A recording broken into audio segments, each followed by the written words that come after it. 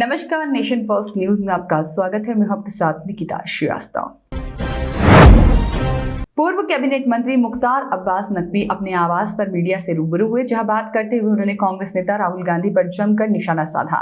मुख्तार अब्बास नकवी ने कहा कि राहुल गांधी भाजपा से नहीं बल्कि भारत से माफी मांगे, सरकार से नहीं सदन से माफी मांगे। नकवी ने कहा कि यह सामंती सुरूर और सनक में यह लोग पूरी तरह से चकनाचूर हैं। राहुल गांधी ने सबसे बड़े लोकतंत्र भारत को, भारतीय संसद को अपमानित करने का काम किया है। इन्हें भारत से माफी मांगनी चाहिए। पूर्व कैबिनेट मंत्री मुख्तार अब्बास नकवी ने कहा कि आज कांग्रेस पार्टी की स्थिति यह हो गई है कि उनके एंट्री गेट से ज्यादा एग्जिट गेट पर लाइन लगी हुई है। कांग्रेस नेता राहुल गांधी के बयान पर पूर्व कैबिनेट मंत्री नकवी ने कहा कि माफी भाजपा से नहीं भारत से मांगे और साथ ही में माफी सरकार से नहीं संसद से मांगनी चाहिए। अब अगर यह सामंती सुरूर और सनक में यह लोग पूरी तरह चकनाचूर हैं तो इसी बात को समझ में नहीं आने की बात कही है।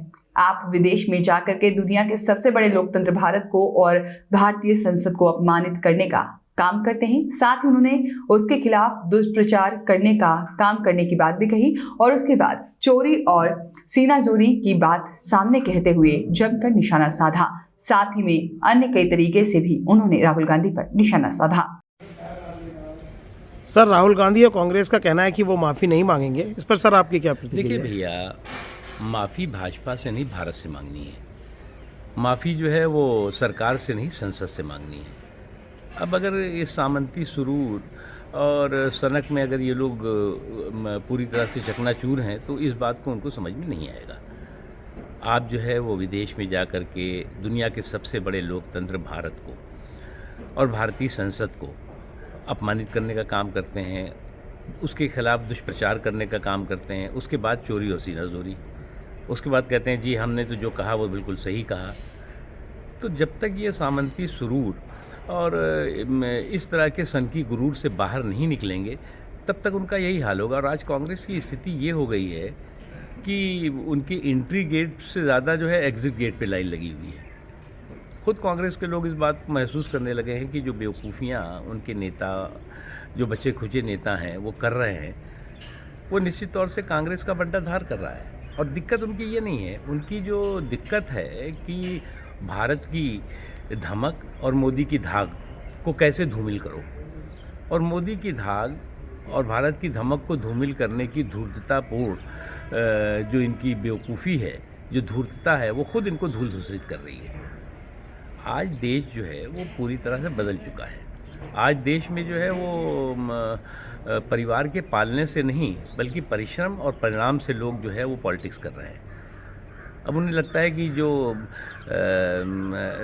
सामंती जो उनकी विरासत है वो उनका जन्म सिद्ध अधिकार है। वो नहीं है भैया। अब सामंती विरासत की और सियासत जो होती थी और सामंती सियासत की विरासत जो है वो पूरी तरह से उड़न छू हो चुकी है, छू मंतर हो गई है। और जब तक ये बात वो हकीकत इस देश के बदलाव की, इस देश के परिवर्तन की नहीं समझेंगे तब तक उनको इसी तरह की मुर्गी खानी पड़ेगी। एक चीज़। दूसरी इम्पॉर्टेंट चीज़ है कि आज संसद जो है वो संसदीय या संवैधानिक मूल्यों और मर्यादाओं से चलती है। आज जो है वो इनके जो सामंती अहंकार, अराजकता, उद्दंडता से नहीं चलती। लेकिन इनको लगता है कि ये सामंती अहंकार, उद्दंडता और अराजकता से संसद को हाईजैक कर पाएंगे या कर लेंगे। ये उनकी बहुत बड़ी गलतफहमी है। इसलिए मेरा यही मानना है कि उन्होंने गलती की है। उन्होंने जो है वो कोई बाई चांस गलती नहीं है बल्कि बाई चॉइस की गई गलती है। एक बार नहीं है, सैकड़ों बार है जब देश में दुनिया पूरी देश को, भारत को सम्मान कर रही है। आज पूरी दुनिया जो G20 है वो भारत मेज़बानी भी कर रहा है, अध्यक्षता भी कर रहा है। ऐसे मौके पर आप दुनिया को ये बताने की कोशिश कर रहे हैं कि भारत में लोकतंत्र ख़त्म हो गया है, भारत की डेमोक्रेसी पूरी तरह से डिमोरलाइज है, पूरी तरह से संसद जो है वो हाईजैक हो चुकी है, संसद में संसदीय नियम, संसद मर्यादाएँ ख़त्म हो चुकी हैं।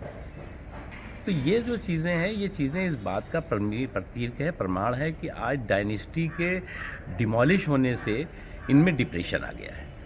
और डायनेस्टी से के जो परिवार तंत्र है उसका जो जिस तरह से उसका पतन हो रहा है, उस पतन से ये परेशान है। और उनको लगता है कि प्रजातंत्र जो है वो परिवार तंत्र का ही गुलाम रहना चाहिए, प्रजातंत्र जो है वो प्रजा के साथ नहीं होना चाहिए, और इसलिए इस तरह की बेवकूफ़ी बड़ी और बेहूदी भरी बातें कर रहे हैं।